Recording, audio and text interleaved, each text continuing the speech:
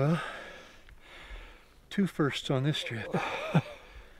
First time I've ever shot a bull while it was fighting, and first time I've ever extracted an elk from a lake.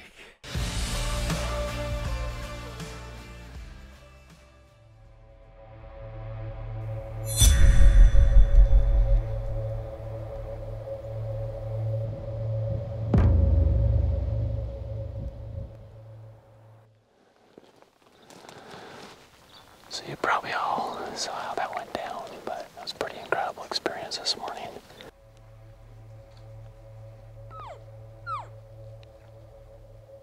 I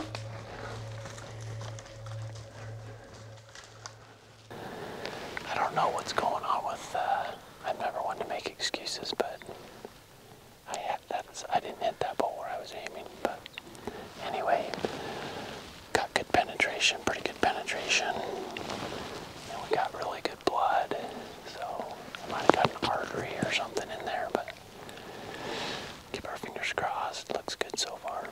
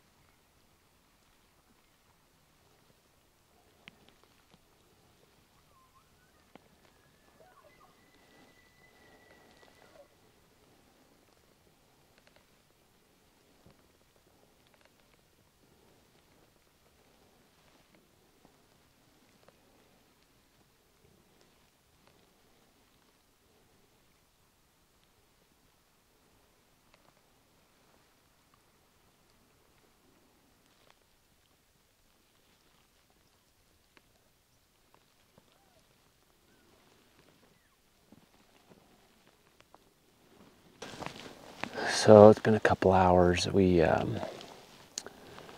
followed blood to the edge of this timber over here, and the elk were still milling around out in this open sage flat. Anyway, we came to the edge. That's where we followed the blood to, and the elk bumped a little bit, and we had a herd of 50 run down this flat, and there was about 8 bulls in there. Obviously, there were some big bulls that weren't the one that I shot. But we looked over every elk. We know that he was with that herd.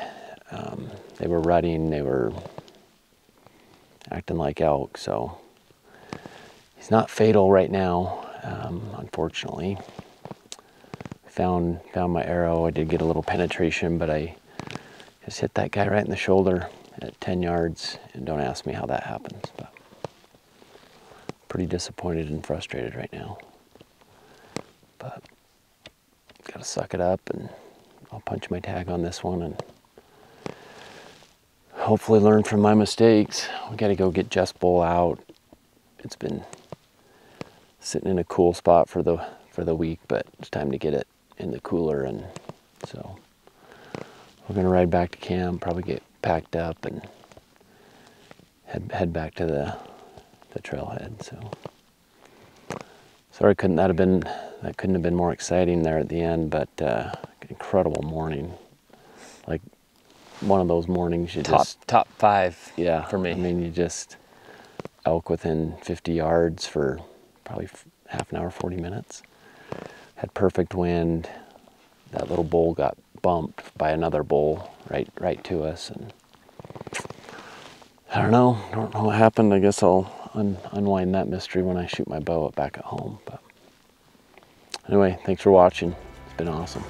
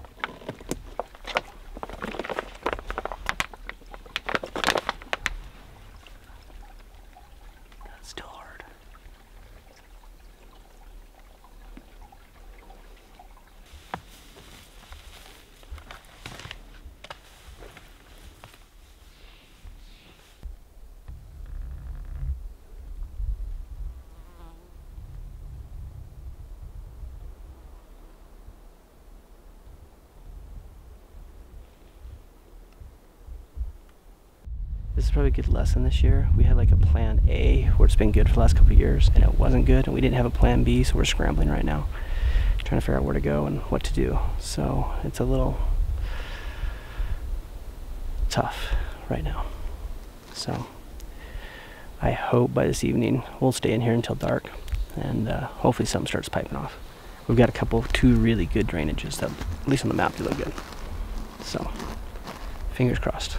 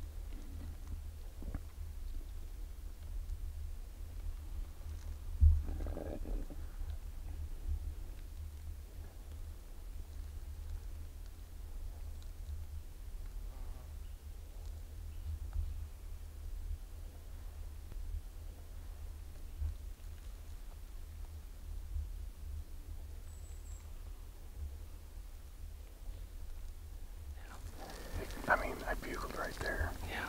By seeing elk. Yeah. cameraman and the caller. Because you would have been back 30 yards. Oh, if I'd been back 50 yards, Yeah. you would have walked right there. Walk right past me. No, he came right in. Yeah. Right I can't believe he didn't sound off before he came in. He wasn't. It was like probably a 260, 270-ish. 6 point. 6 point maybe. Might have been a 5 point. Hey, at least we finally saw an elk. Finally got the Yeah, one active bugle. So close, so close. After nothing all day. It's like 2 more steps or collar behind. The bull would have been dead.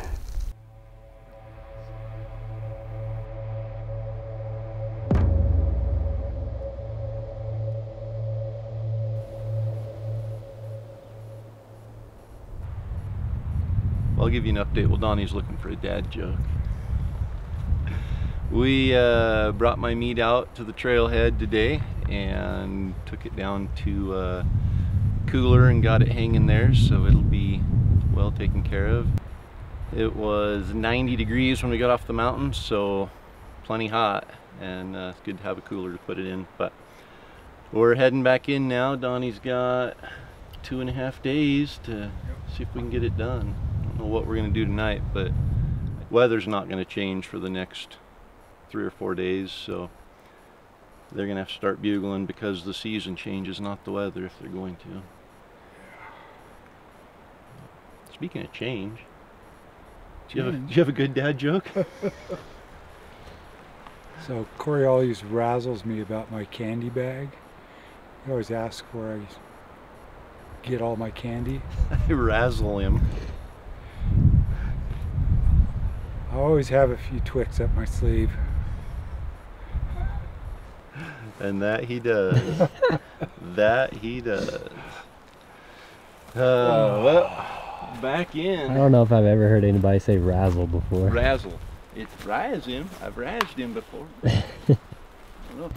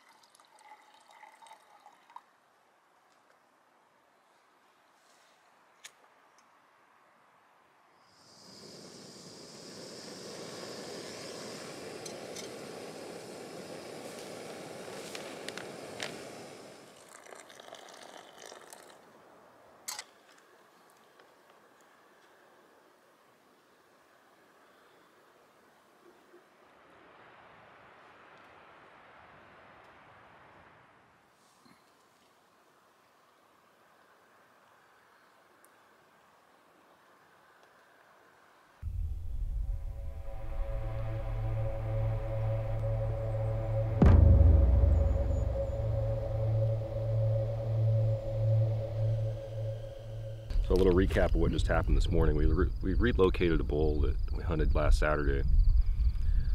Then when we got in close, he just shut up. Same thing kind of happened today.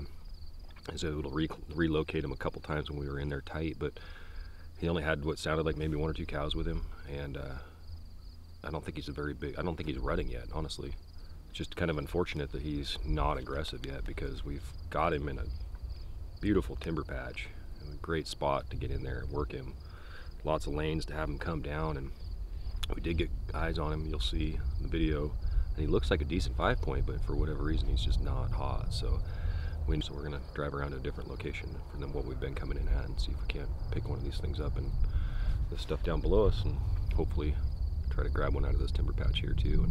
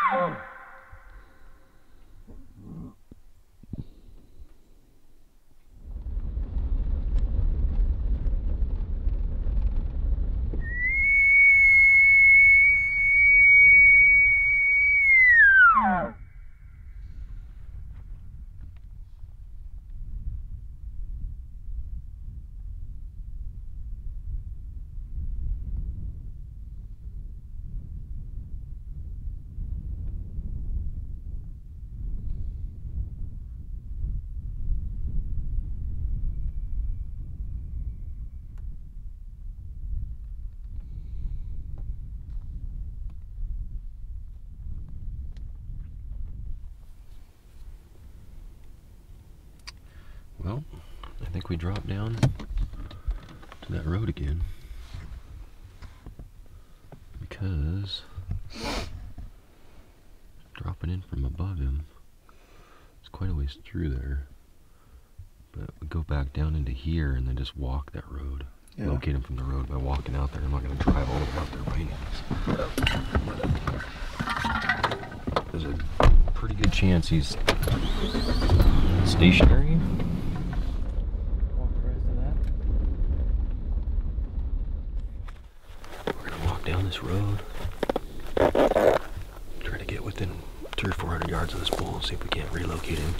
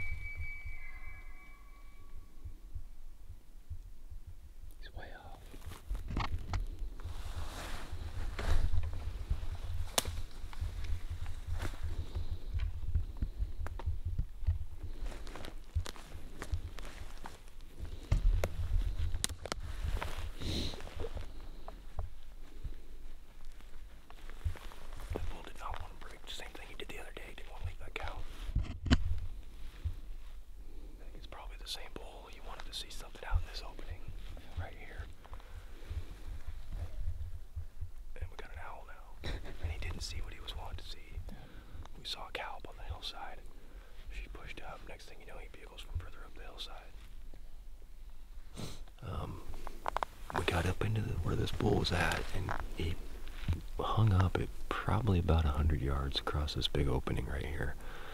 And we had worked in behind where we're at. We could see a single cow up on the hill. And I got a feeling it's the same one that he would not leave the other day. He just would not break and come down the hill.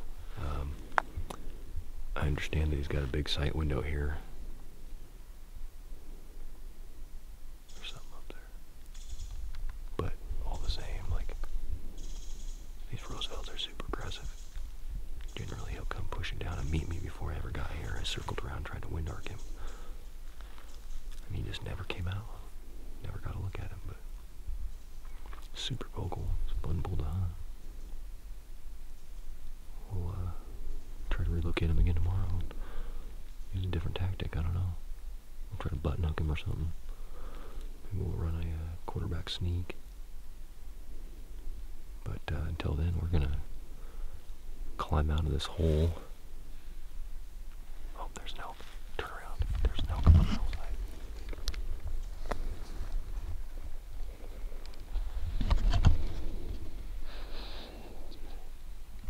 So,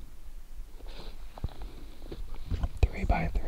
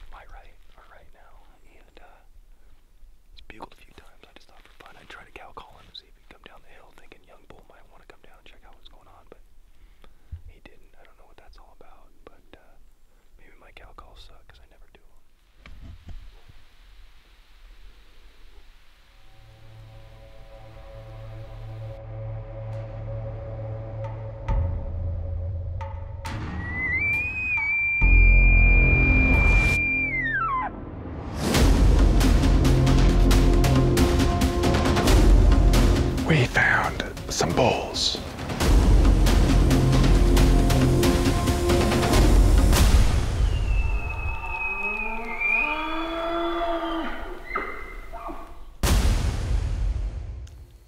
All right, well, welcome back. You'll notice I'm here solo again.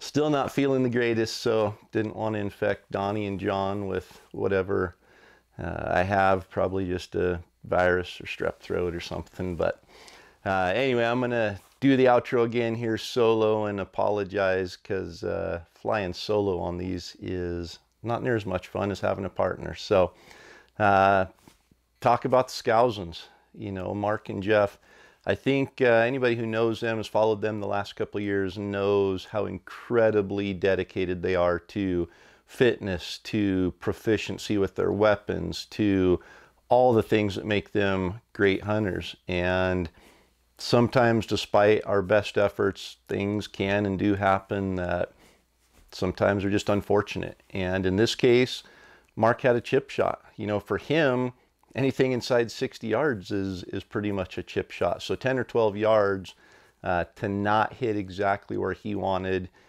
something, you know, something happened. And he didn't make excuses, no need to make excuses.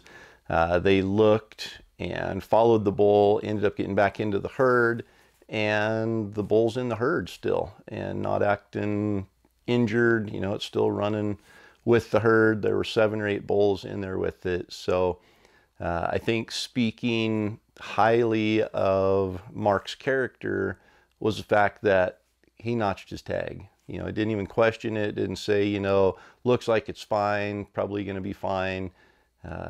Notched his tag and his season's over. So always a hard thing to see, a hard thing to experience as a hunter. But if you do all that you can to make a good shot and then do all you can to follow up and find that animal, sometimes things just don't work out. And, you know, again, if Mark had it to do over, if any of us were in that situation, we'd probably aim a little lower and a little more left and hope for a different outcome on that shot. But it's unfortunate. They were in an incredible area, probably one of the most chaotic mornings of elk hunting.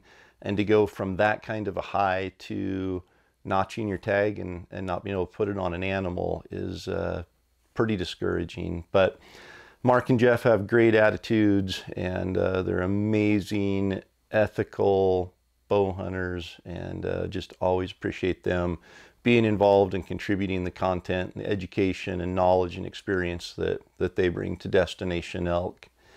Tyler still not back from the vet, so Lenny is still on his own, kinda. Got Ty again. Cameraman Ty is doing the callings, doing some raking, still doing all the filming, and I'm guessing Ty is just happy not to be back in that same area that they've been hunting and willing to take on a few extra responsibilities. But it's so tough. I mean, really, when you have a cameraman who's trying to do the calling and the raking, he's right there with Lenny. So it's not like he's creating some distance and acting as a true 2-person setup caller that's back behind the shooter. It's really a lot like just trying to solo hunt. And you'll notice in that episode, you know, the bull's coming in and Ty, you know, he's also spotting the game, which cameramen they seem to have a knack for seeing the game as it's coming in. Cameraman John's always one pointing to us saying, bull, bull, bull, I see it, I see it. And you hear Ty in this one telling Lenny, knock an arrow, knock an arrow. So it's tough, you know, had they had Tyler there calling, somebody back behind 40, 50 yards, I have no doubt that that situation with that bull coming in as hard as it was probably would have been a different outcome. So that's today's strategy for success that I'll talk about. The strategy for success in each episode is sponsored by the Rocky Mountain Elk Foundation. And I would just encourage anyone watching this who's an elk hunter or interested in elk hunting to be a member of the Rocky Mountain Elk Foundation. They do so much for conservation, for habitat preservation, for access, and everything that's so important to us as elk hunters. So if you're not a member, I would strongly encourage you to visit rmef.org and become a member today. And today's strategy for success is on the importance and the efficiency of a two-person caller shooter setup. And as I talked, you know, Lenny and Ty are basically in this situation a solo hunter. They're both in the same place. And that's the benefit of having a two-person setup, is now you have the calls coming from a location back behind the shooter. So the pressure's off the shooter. The bull doesn't know the shooter's there, and the caller has the job of bringing that bull into the shooter's setup so the shooter can get a really hidden opportunity to draw back, to get a good shot, to stop the animal in a shooting lane without the animal even being aware that there's, you know, potentially something there. So with a shooter out in front and a caller back behind, the caller really is putting, you know, he's the one that's making all the noise, he's calling, he's raking, doing all that. So as the bull comes in, the bull's focused on that caller's location. And most times, if you set up the right way, when that bull comes in approaching the caller, the shooter's set out in front, and it can be 40, 50, 60, 100 yards, you know, depending on terrain and the setup and all of those things.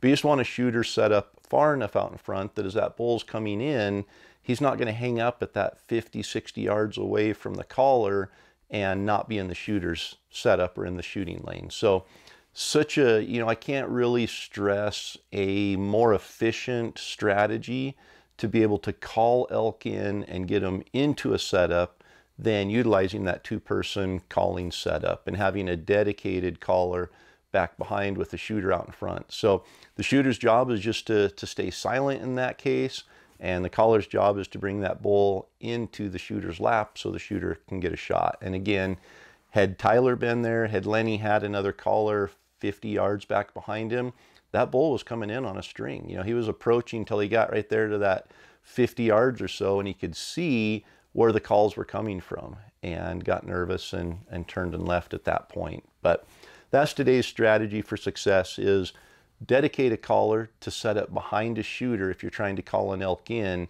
and it's going to magnify your efficiency and your success when you're calling to elk.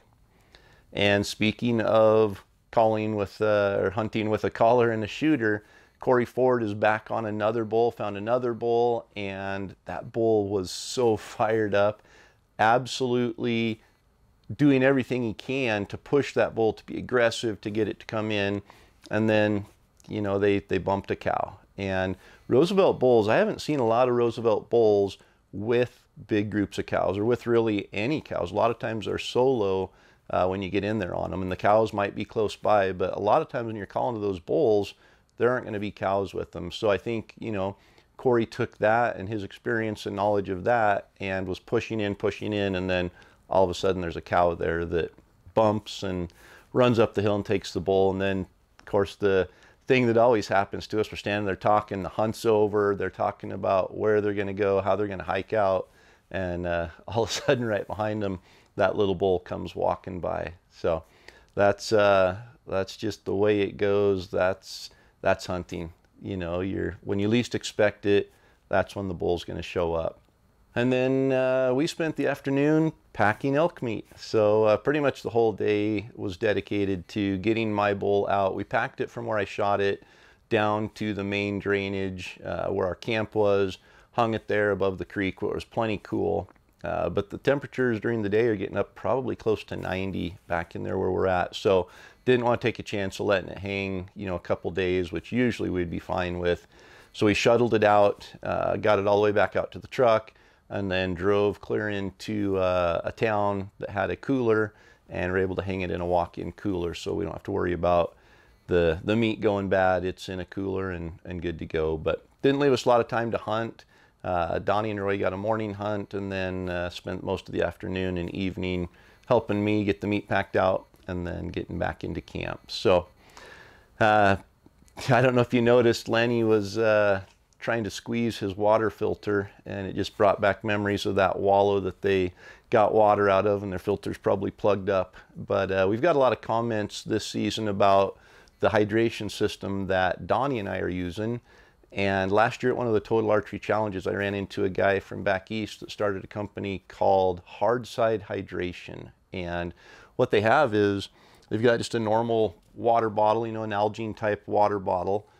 This one's a 48 ounce, so a bigger one, which is nice. But rather than using a bladder to carry your water, they've got what they call the swig rig. And it's basically the same system you'd use if you were using a bladder, but then it's got the straw here that goes down inside of a water bottle. So you can fill your water bottle, run the straw down in it, the lid goes on and it just screws on like a normal Nalgene bottle lid, but then you've got a hose attached to it with the mouthpiece on it. So you can stick this in your backpack, run the hose up over your shoulder like you would with a bladder, and then you have instant access to water. And the benefit of what I found from the bottle was it's a lot easier to fill than a bladder. So if you've got a filter, a pump of some kind, it fits right in the top of those Nalgene bottles. So it's a lot easier to fill that water. If you've ever tried filling a bladder, you know that it doesn't fit. The filter doesn't fit into the bladder, so you've got to hold it, and then you're usually spilling water. A bladder is susceptible to puncture and leaks, and you get a good hard side water bottle and it's solid. You don't have to worry about that leaking or breaking. It's a lot easier to clean out, a lot easier to access, keeping it in the water bottle pouches on the side of the backpack. So a lot of benefits, and really like that. Plus, if you have 2 of these 48 ounce bottles, that's 96 ounces of water, which is plenty for me in a full day, and it's easier to carry, easy to store. Donnie keeps his in his normal bladder pouch inside his pack. I keep mine on the outside, but they work either way. And then you have access. The other cool thing is this one is the insulated tube. So it's got the insulated tube, so it's not going to freeze if it's really cold. They've got insulated pouches for the water bottles, so you can just drop that right down in there. Keeps the water from freezing up, or if it's hot out, keeps it a little bit cooler, like was the case when we were hunting. The swig rig will fit on any Nalgene type bottle. It fits on the new Yeti Yonder water bottles, and you can trim the straw if you need to fit. You'll notice that's too long, so you just want to cut off a little bit of the straw so it'll fit in there, and then the lid goes on and tightens down. So really cool product. We're going to talk a lot more about some of the gear. We've got a lot of comments from you guys about what gear did you use, bow setups, all of that. So we'll ask all of the participants from this season to talk about some of their gear in the final episode of the season. But wanted to share that with you because we are getting a lot of comments about the water system we used. I did run into Dustin and Dane from Hardside Hydration at Hunt Expo in Utah last weekend, and was just telling them, hey, I'd love to share the swig rig with some of our viewers, and they were excited about that and offered a 10% discount if you use the promo code ELK101. So just go to hardsidehydration.com and you can check out their systems there. And again, promo code ELK101 is going to save you 10%. Speaking of the promo code ELK101, it'll also save you 10% at peaksequipment.com, which is where you go to sign up for the Peaks lifetime giveaway. And I've got the shirt, finally. A lot of people I know, I apologize if there's been delays on getting your shirts delivered. We've ordered, a good quantity initially and ran out of those and had to order more. So we appreciate your patience and apologize if there's been delays. But I finally got my Destination Elk V5 shirt, and that is your ticket to enter the Peaks lifetime giveaway. So if you go to peaksequipment.com, buy the t-shirt, and you're automatically entered to win that Peaks lifetime giveaway. And then lastly, today's episode giveaway includes the Peaks Backcountry Duo headlamp, which got one sitting here. So Peaks Backcountry Duo headlamp also includes the Mountain Ops package, the Rocky Mountain Elk Foundation package, and the Yeti package. So all you have to do to enter the episode giveaway is leave a comment right down below in this episode, and you'll be automatically entered through your comment. So I think that wraps up everything. Donnie's not here to tell a dad joke, which he gave us one in the episode. It was very fitting for Donnie, being a candy related dad joke. So Donnie always has a few Twix up his sleeve, and that was the dad joke for you today. So hopefully Donnie and John are back with us for the outro in the next episode. and a lot of good content coming up over the next few episodes. So as always, we appreciate you following along, being here to support us, and being a part of Destination Elk, and we'll catch you in the next episode.